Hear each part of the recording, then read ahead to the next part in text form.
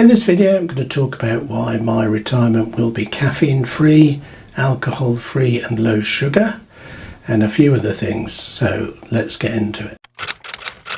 So I started transforming my health about 10 years ago, so I'm 67 now, so when I was 57 I really turned a corner. I realised I was drinking too much, I was hyped up on caffeine all the time, and eating sugar, and doing all those three things really was, I discovered it was related to medicating emotional trauma from the past, and it has taken quite a while to unpick those. The other thing that why the age 57 really resonated for me is that both my parents died when they were 57. My mum died in February and my dad died on the night of Halloween, October going into November, in the middle of the night. But the fact that they both died when they were 57 obviously had done something psychological. So I carry some grief trauma, but I realised I got this foreboding that I would also pass away when I was 57. Anyway, that didn't happen, obviously, but it made me, something happened that year that really made me to start looking after my own health. And I wanted to get rid of alcohol. I realised I was drinking too much every evening, and that's not good for you. I mean, neat alcohol is a poison, and we even joke, and we're asking someone what they want to drink, we say, what's your poison? But it literally, that's why I locked up in high school chemistry labs, because 100% alcohol is deadly poison. So I wanted to get rid of that. I knew that wasn't doing my body any good. Because I'd had quite a lot to drink the night before, in order to function the next day, I did hype myself up on caffeine. But if you do that every day, that cycle of bringing yourself down with cheap red wine, then cranking yourself up with high caffeinated coffee in the morning. Coughing, that's a Freudian slip there, but yes, that's where you'll end up. So it's really not good for your physical health. And then added to that, refined sugar. I mean, natural sugar that we find in fruits is one thing, but refined sugar that's put in a lot of foods and sweets and that is really not good for our bodies. So I found I couldn't tackle those three things all in one go. I did try, and that was I was on a hide into nothing. So I tried to reverse engineer it and pick back to it. So the first thing I did was give up caffeine, and I've no intention in retirement of going back to caffeine at all. I'm a lot more happy about my life. That was my revelation. Why don't I create a life I don't want to escape from? Because I think all these things were me trying to escape into my head through being caffeinated, and then alcohol in the evenings and sugary sweets in the daytime. So I tried to create a life I didn't want to escape from, which I think I have done. And but the first step was to get rid of caffeine. And some people really struggle with that. I think when I was contemplating it, I put off the day I was going to stop, because I just wanted, one more day sort of thing. But for me, stopping caffeine is just a decision. And I knew I'd have massive headaches because I'd done it before, some years previous. But I just found a spot in the week where the next day I didn't have a lot on in the diary. And so it was the night before I just stopped drinking caffeine. And I had headaches for a couple of days or a day and a half. Drank a lot of water to get rid of them, but that's the withdrawal symptoms to caffeine. And that was probably about 9 years ago now, and I'm not going back. Some people, when they give up caffeine, go to completely different drinks. They don't want decaf coffee at all. There is a little bit of, is it 2 parts per milligram or something? I don't know if it's percentage or milligrams, but I think a strong coffee shop coffee is about 67 parts of caffeine. per milligram, and decaf is 2 parts per milligram, or whatever the measurement is, and so it doesn't really have much effect really. I think just the habit of 40 odd years of drinking coffee in the daytime, it's easier for me to just have something that looks like coffee. And yes, some decafs taste dreadful, but you have to find the one you like. I went for Kenko, I think Dow Egberts is another one I tried. So you just have to sort of experiment. And I'm not a big coffee person anyway, so I only do instant coffee. So yeah, I know people go wild with coffee machines and espresso machines, and that's because it's a flipping drug. So completely decaffeinated in my retirement, and hopefully for the rest of my life. No intention of ever going back. I really can't stress enough how jittery it was. When I think back to how I lived my life, I was just like this jittery caffeine addict, and constantly had to have almost chain drinking coffees throughout the day, and just a really unpleasant way to live. And so I start the day these days, I start the day as I did this morning, normally with a smoothie that's mostly fruit, but there's some veg in. I think I have put a video up with the ingredients of what I normally put in there, and I have to say I'm just a whole lot happier, peaceful, more calmer, and I'm not only getting me 5 a day, I'm getting a lot more than that in my smoothie, and I make it with coconut milk as well, and just a whole lot happier and peaceful and calmer into the day. And so my energy levels, rather than going up and down with caffeine, they're just sort of level.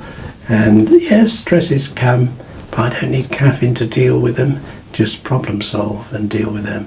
So that's the first thing. I definitely am decaffeinated in my retirement, and I want to promote the best health I can get in retirement. At 67, how many years we've got left, who knows, but I want to be able to be active, I want to be able to go hiking, I want to be able to go for a bike ride if I want, I want to get about and do stuff, and so I want to fend off all illness. I'm not on any medication so far, I'm glad to say, and so I just want to keep healthy as long as I possibly can, and this is my strategy. So decaffeinated and start the day with a fruit smoothie, and then I got rid of alcohol about 8 years ago, I think. Yeah, but shortly after, about 8 or 9 years, shortly after the caffeine, and don't ever want to go back to that. If you are a daily drinker, or you think you can't get through the week, you're not going to have any fun in the week without alcohol, that's just a lie. It's just a total lie. I'm a lot happier, I have a lot more fun, a lot more laughter without alcohol than I ever did with it. And I find that my worst days without alcohol are far better than my best days with it. There's no comparison. I can't believe how I just fell prey to that lie that you have to have alcohol in your life for life to be fun. Nothing could be further from the truth. So I don't know about you, but I am alcohol free for the rest of my life, and I'm happy to keep it that way. And then the next thing is I actively avoid refined sugar. So with this, sometimes we have a little treat, don't we? A cake or something, or a little dessert. So the way I do this is the 80-20 rule. So 80% of the time I avoid refined sugar. So that, for me, someone who ate a lot of refined sugar, didn't hold back on the sweets and the chocolates and the desserts, for me that's a massive reduction. So 80% of the time I avoid refined sugar, and if I want a little treat or a dessert that looks nice once in a while, up to 20% of the week, but normally once or twice or not at all really, because the less sugar you put, less refined sugar you put in your system, then the easier it is to avoid it. And you definitely tuning into obviously my fruit and veg smoothie in the morning has a lot of natural sugar in the fruit, you can really tune in between the difference, the reaction in, I can tune into the reaction in my body between the natural sugars in the fruit, and then if you eat something highly processed that's got refined sugar in, I can now see that's a completely different reaction. I feel it inside me. So I tend to avoid desserts. I have a couple of squares of dark chocolate in the evening, 90% cocoa, so it's lower sugar than a lot of, and less processed, I think, than most chocolates, but it's just very minimal. And so that is my activity on sugar. I tried to do the walking 10,000 steps a day, failed miserably, and for a long time I just felt a bit down about that, because I couldn't see how you could get up to 10,000 steps a day. But then a couple of months back I had an idea. I'll just set the target on my walking app, I'll just halve it down to 5,000 steps, because feeling defeated about not doing 10,000, I was actually just giving up, really. I'll be honest, just to be accountable, I don't always get to the 5,000, but that's I know that's a target I can do. Basically, if I walk from home into town, or walk from home to the shops to get some food in, we're up to about 4,000, so all I have to do is walk the long way home, and I can tick that box. And as some people have said, once you just get into the swing of doing that, it's quite easy to increase that. But I felt defeated not doing the 10,000. So I try and do that, very aware not to sit around too much, although I probably do too much of that. But get out every day if you can and go a little walk, just to keep everything moving. They say your sort of muscles and your joints are like the local post office, use it or lose it.